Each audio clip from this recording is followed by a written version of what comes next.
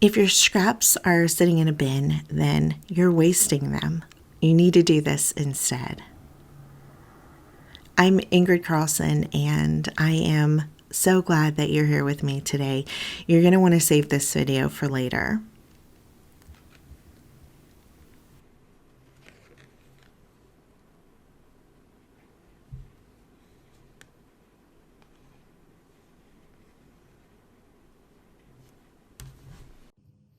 This is the reality of my desk. So I'm going to go through mainly this pile and grab out some scraps. I'm also going to use my envelope that I made with scraps that I have here. And I had made these with you guys before. They are index cards that were distressed. I love the look of that. And so I'm going to stick those in here and try to add those as well. Also, my niece got me these at Daiso. I don't know if they'll work, but I might be able to cut them up and add them inside. I also am going to look for anything that I have that is maybe already pre-stamped or,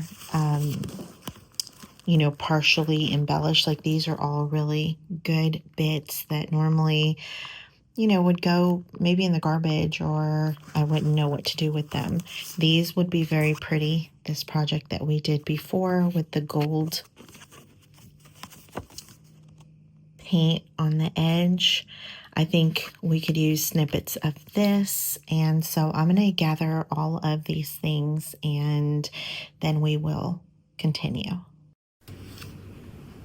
I've had this idea in my head. I love snippet rolls and I love masterboards, but there's something kind of missing from both of them. And the thing about a snippet roll is I was thinking about it and I would love to do a snippet roll that was with paper, but that it laid flat because I don't want any curves or anything to my paper so that I have to try to flatten it out. And so I'm hoping that this, and spoiler alert, it does solve the issue that has always bugged me. And the perfect part about this project is this is something that you can do when your energy is low, but you still want to make something beautiful.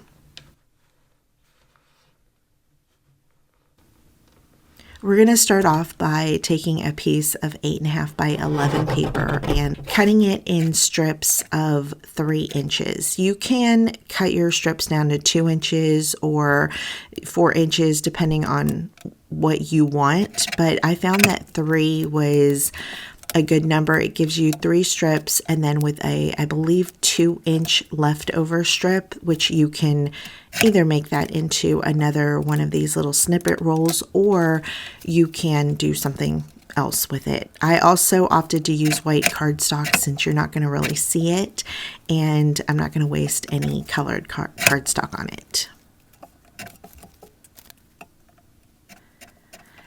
The system itself is pretty simple. We are going to take our strips that we've cut out and cover them with glue. I'm using just some school glue, glue stick that I think works really well. You don't need a very strong glue here, and I'm going to show you why later. But then we are going to cut off the excess and we're pretty much done. And so this really is a good meditative process that you can do anytime. And I have to tell you that this week was pretty tough on me. And this project, not to sound like, oh, it pulled me through, but it really did help because there's something in not having to measure anything, not having to think about things, not having to put the pressure of creating that is just, I don't want to say healing, but, you know, it puts you in a different headspace.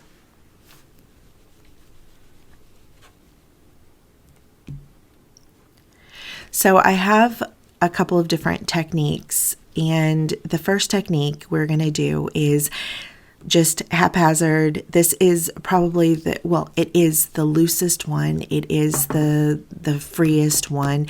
And that is, I'm just putting papers down. I'm cutting all of my fabric scraps that I have into either rectangles or squares to make it look uniform.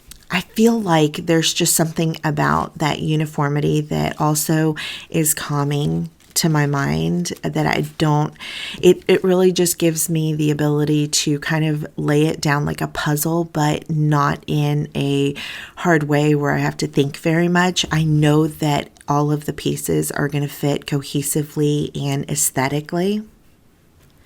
And so with this first technique, we're just going to place the pieces down wherever they are, whatever pieces, not thinking about it, kind of like you would a regular masterboard, where we're just picking pieces, we're putting them down, we are just moving on. Make sure that you stick around to the very end, because I'm going to give you a twist at the end that you're not going to want to miss.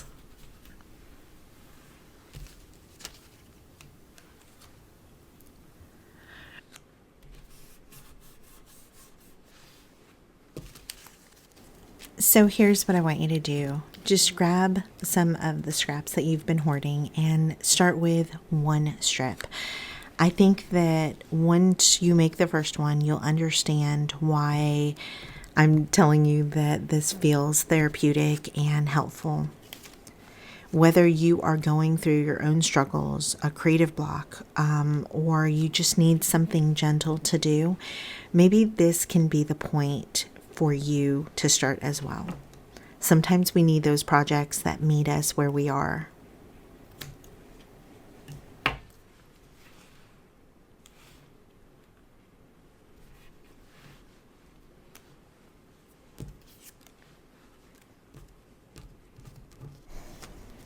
I'd love to know if you are a person that loves that order and loves everything to line up perfectly. If you are someone that loves monochromatic things, that loves the harmony in the colors all being the same, or if you like this first method where it's just haphazard and let the pieces fall where they may.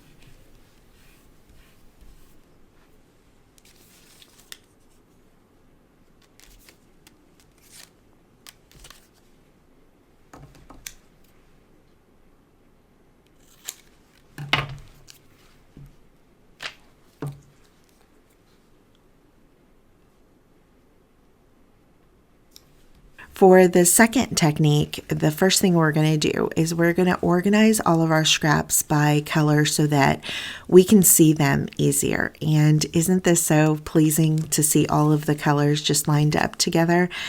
I love this part. So even though the other one was faster, I think this one is prettier. It makes you stop and enjoy the scraps for what they are, to see the beauty in each of the papers. Sometimes those little scraps can get pushed to the side because they're trash, they're unwanted, they should go in the garbage. But now we get to breathe new life into them, and that's my favorite part. So on this technique, we are actually going to color code. So I'm pulling out all of the blues and reds. This is from the kit from my Patreon. I think it's July, but I'm not 100% sure. And so that's the bulk of it. But some of the other papers you see here are from past kits, or some of them I don't even remember what they're from. But I'm pulling out all of the blues and adding just a little pop of red. And I love that pop of red. I think that it's just enough. It's just contrasting enough, and it adds just so much beauty. It really is grounding, and your eye, it just is very cohesive. I love this technique. And so if you're someone that really likes order and likes things to line up, so to speak, then I would definitely go with this one. The third technique is one that is near and dear to my heart, and that is we're kind of creating, think of this as if you were creating a journal spread or a tag, where we are kind of decorating the papers so that we are creating something with the strips.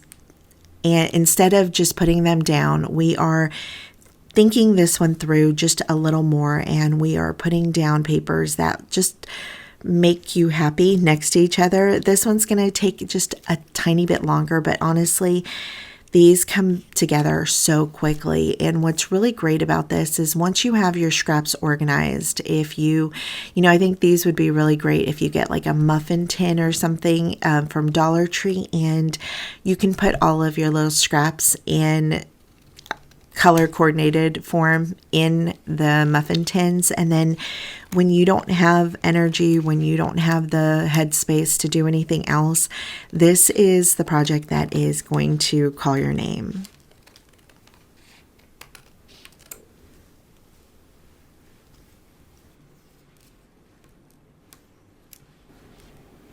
It's so funny because once we start using scraps, they create more little scraps, and then those create more little scraps, and it kind of keeps going forever and ever. And what I'm going to do here is I'm going to save the bigger pieces, and yes, I'm going to toss those little bits.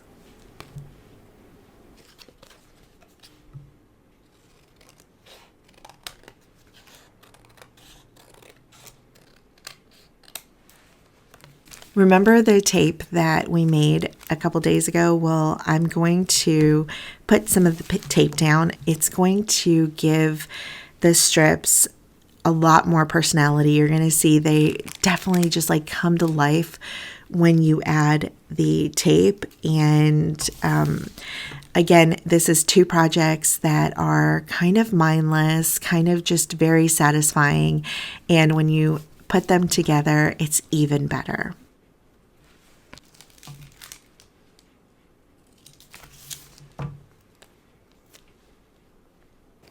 You know that I am a lover of over layering and over adding pieces, and I think that with making this tape, this is a very gentle and easy way to do that. The tape is just so pretty on its own. Like I was talking about in the other video, the amber color is just so soothing and calming. It's reminiscing of olden days, of old things, of old beautiful memories, and it really just elevates, I think, any project, but specifically this project.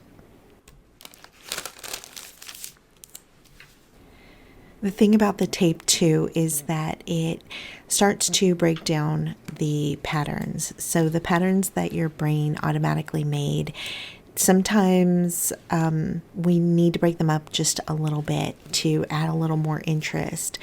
It also allows a focal point for our eye to land in an art that is always very good. But we're not done yet. Wait until you see the next step. And honestly, these are just suggestions. You can even take it further than I have. I would love to hear down below any ideas that you have where you would take these to the next level and maybe add more details than I have.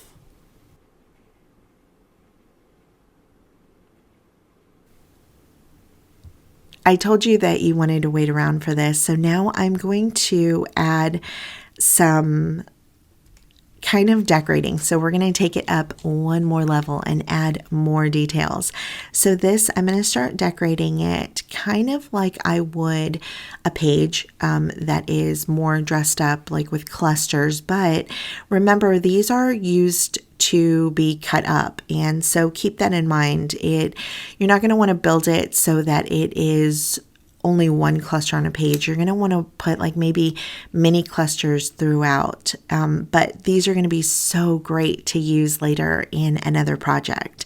And let me know down in the comments if that's something that you want to see.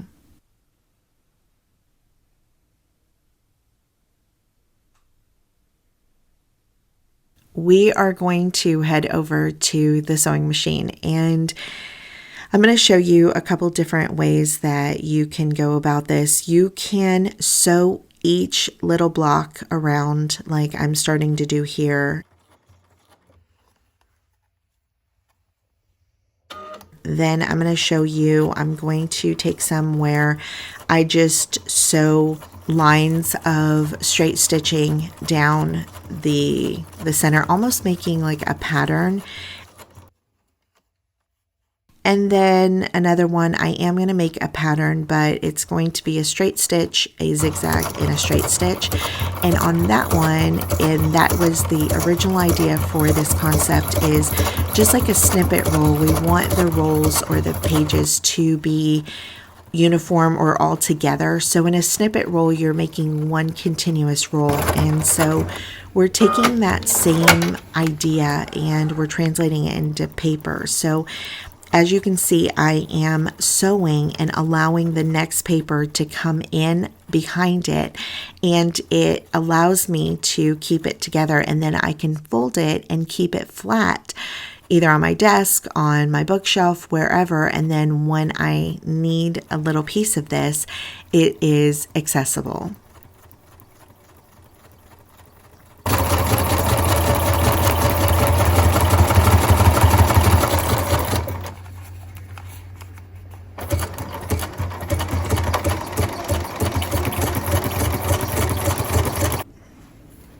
Look at how much the stitching added to this little stack of papers, scraps.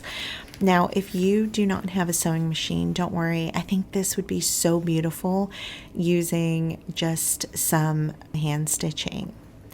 In that case, I would probably opt for using some copy paper instead of cardstock so that it's easier to pierce through with your needle, but I think that it would be so beautiful.